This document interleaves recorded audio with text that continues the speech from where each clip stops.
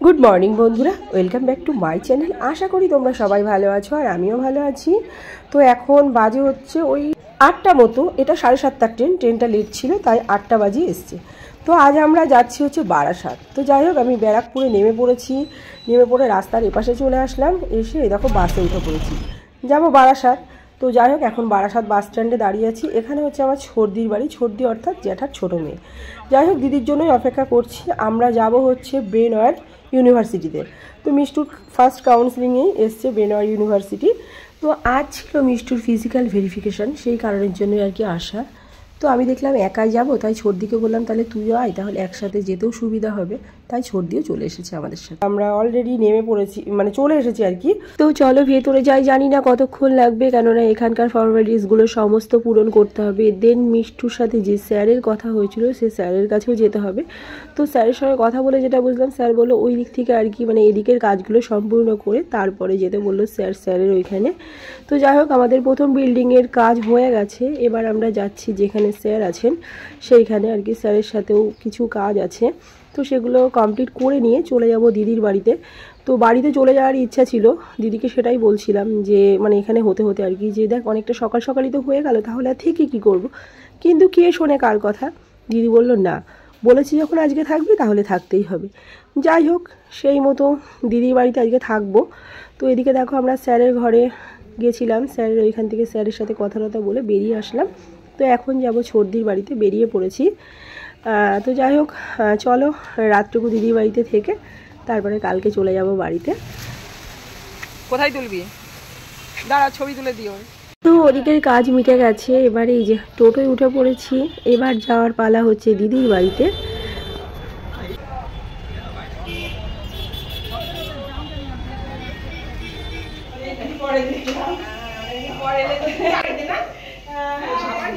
তো এসে একটু বসতে দেখো দিদি দিয়েছে এখানে এক গাদা খাবার। ছিল হচ্ছে ডিম টোস্ট, 2-3 রকমের মিষ্টি, সাথে ছিল কোল্ড ড্রিঙ্কস।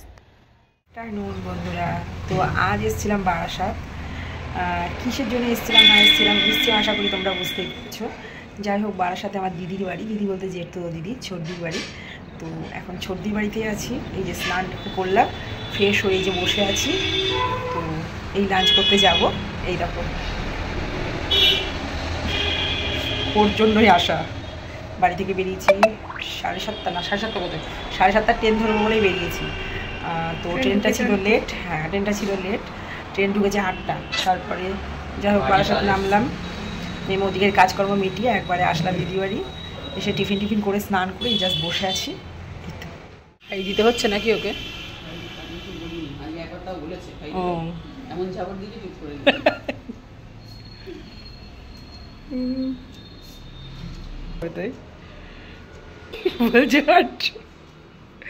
ওকে ভাত মেখে দিলি পুরো?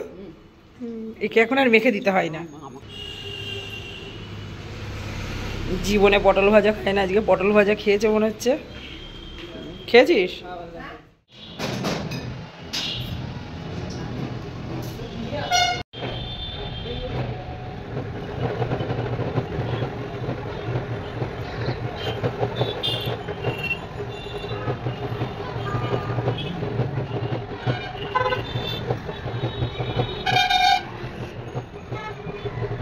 গুড ইভিনিং বন্ধুরা, পড়ন্ত বিকেলের শুভেচ্ছা দিদির বাড়ির ছাদ থেকে।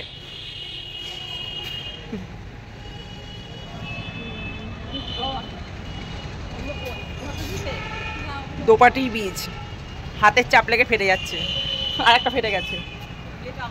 হ্যাঁ হ্যাঁ এই যে দিদি আর এই যে মিষ্টু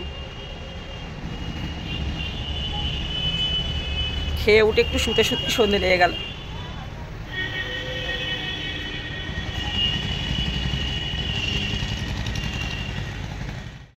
তো বিকেলবেলার অনেকটা সময় ছাদে কাটালাম, আসলে বিকেল না প্রায় সন্ধে লেগে গেছিল। তো যাই হোক এখন হ্যাঁ এইটা দিয়ে দিয়ে বাকি সবাই চিনি চারা। হ্যাঁ মাসির সুগার না, মাসি খাবে।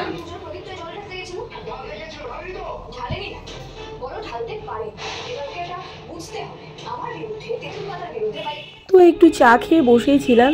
তো বাড়ি ফেরার সময় দাদা আর কি নিয়ে এসেছিলো 2 রকমের চপ। তো চলো সেই চপ দিয়েই মুড়ি খাওয়া হচ্ছে। এখানে আমি, দিদি আর দাদা রয়েছে, আর মেয়ে আর দিদির ছেলে ওরা আগেই খেয়ে নিয়েছে।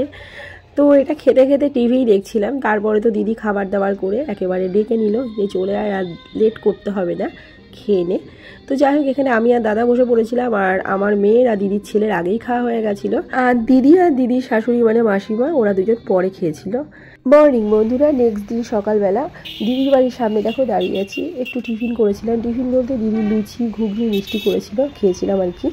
তো এই উল্টো দিক থেকে তোমাদের দিদির বাড়িটা একবার দেখিয়ে দিলাম। তবে দিদি অনেকবার বারবার করে জোর করছিল যে এবেলাটা অন্তত থাক, না হয় বিকেলবেলা যাস। আমি বললাম না, বিকেলবেলা যাওয়ার রিক্সা নেবো না, এবেলাতেই চলে যায়, কেননা মিষ্টুর কলেজে দরকার আছে।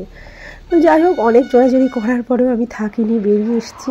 দিদি বাস স্ট্যান্ডে এসে বাসে তুলে দিয়ে গেছিলো। তো দেখো নেমে পড়েছি, স্টেশনে চলে আসলাম। চলো এখান থেকে ব্যারাকপুর স্টেশন থেকে আর কি ট্রেনে উঠবো, দেন আমি চলে যাব ফুলিয়া, আর মেয়ে নামবে রানাঘাটে। মেয়ে রানাঘাটে নামার একটাই কারণ, ওই যে বললাম কলেজে দরকার আছে একটু। তো আজকে যদি না নামে আবার আগামীকাল মেয়ের আসতে হবে, তাই আমার মনে হয় আজকেই ঠিকঠাক। পছন্দের প্ল্যাটফর্ম টাকা এদিকে দেখ।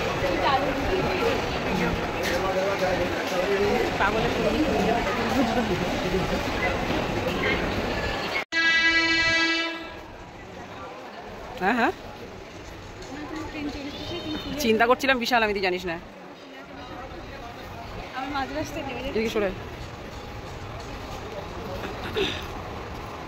শান্তি শান্তি। হ্যাঁ,